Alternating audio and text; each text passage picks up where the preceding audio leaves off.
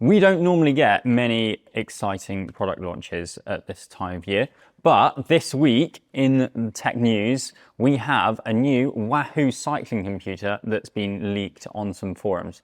Now, credit to Cycling News who spotted this on the forums first. But yeah, we thought you might want to hear a bit more about it. So let's dive in and see what Wahoo has got in store for us. So firstly, it's called the ELEMNT Ace. So we've got a few fairly blurry pictures of the front and back of the box. And someone did say that this was available to buy on eBay. I haven't been able to find it on eBay. So I think that might have been a scam. But anyway, as we can see from the box, it's a GPS bike computer. It is apparently their most powerful bike computer ever, although that probably won't come as much of a surprise. So it's got a 3.8-inch touchscreen. We'll come back to this in a minute, but 3.8 inch is far bigger than anything currently in the Wahoo range. And a touchscreen is also a first for the brand. So, for example, this is their current flagship computer. This is the Roam V2, and they rely just on these 3 buttons down here, 2 on the right-hand side and power button on the left. All those buttons are still there, but with a touchscreen as well. Now, touchscreens on cycling computers, they have been getting better. They used to just control themselves every time it rained. But Garmin certainly seems to have got the hang of it with their latest bike computers. So hopefully the Wahoo doesn't control itself every time it rains, because we get a fair bit of that here in the UK. Secondly, we've got what sensors are included in the computer. Now, the accelerometer, the altimeter, and the gyroscopes, nothing new there. However, it does say that it also includes a wind sensor. Now, we'll touch on that more in a minute, but this is a first for any of the mainstream brands and potentially quite exciting. Next headline stat is 30 plus hours of battery life.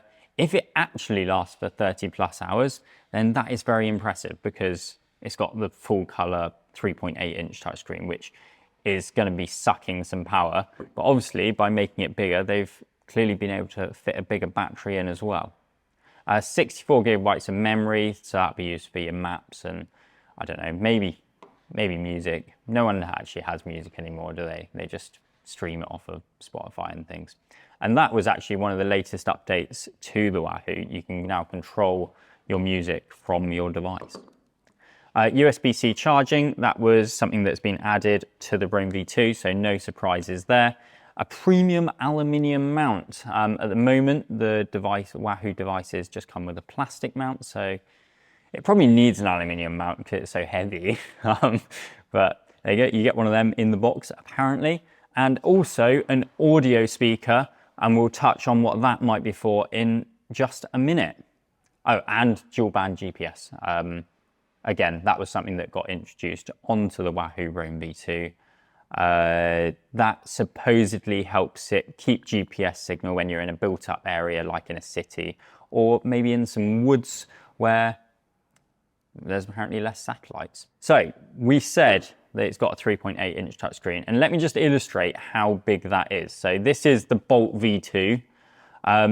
Now we should say before going any further that this looks like an entirely new device. It doesn't look like it will replace the Bolt V2 or the Roam V2.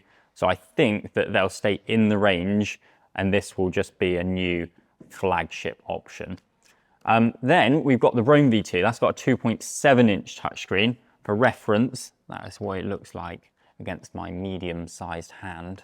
And then Garmin came under a little bit of fire when they released the 1050 for creating this sort of smartphone-esque design with the 3.5-inch display.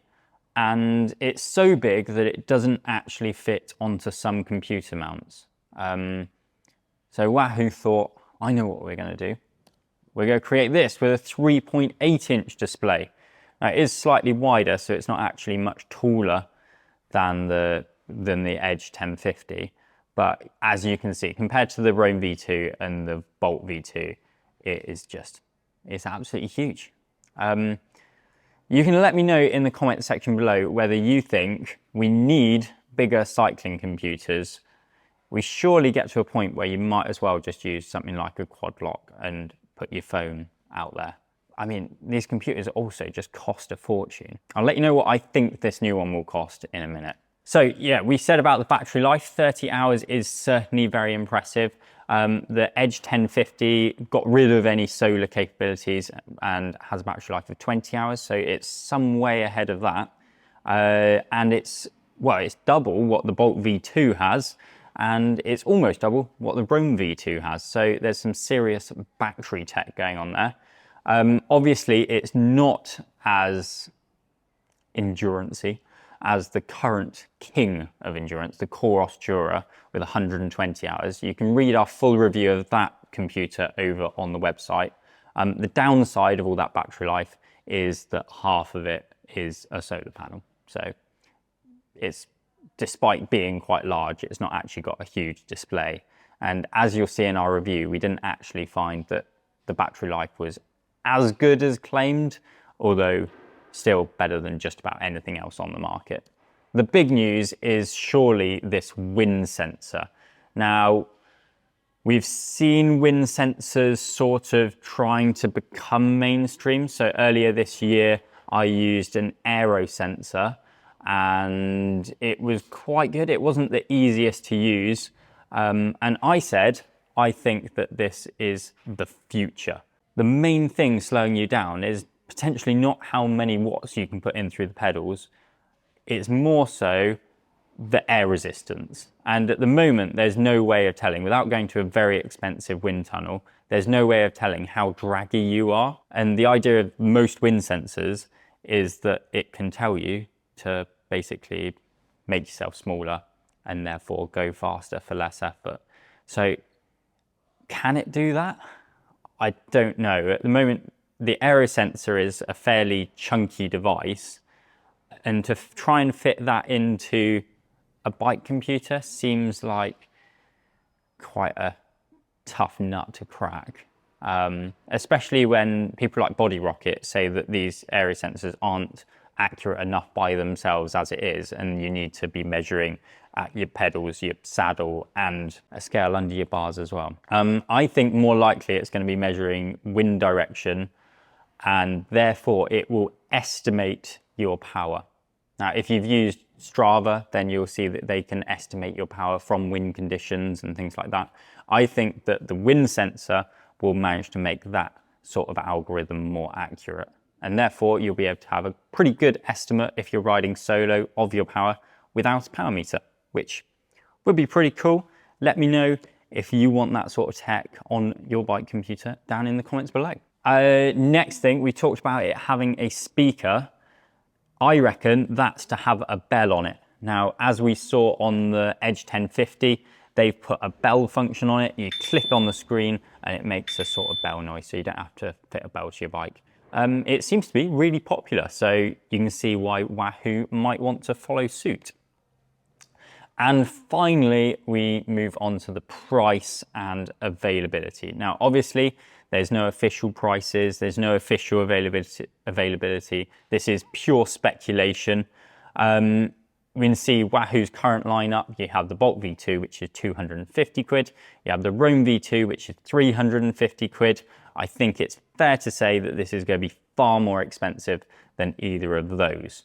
And people are prepared to spend more. So you have the Garmin Edge 1050, which is 650 quid. People are buying it, whether you think that's right or not. And the Hammerhead Karoo 3, their latest computer, is 450 quid. So people are prepared to spend more. I think with the tech, I think we can expect this to probably be at least as expensive as the Garmin Edge 1050. So we're looking at 650 quid plus, which cycling is bloody expensive in 2024. As for the availability, we've seen the device, we've seen the box, it looks production ready. So I would suggest that this is coming very, very soon. As for Wahoo's normal product cycles, they seem to just release flagship computers whenever the hell they want. Let us know what you think of the new Wahoo ELEMNT Ace down in the comment section below, as well as whether you'd be interested in buying one. As always, if you want to stay up to date with all the latest cycling tech news, then subscribe to the road.cc channel, and we'll see you next time.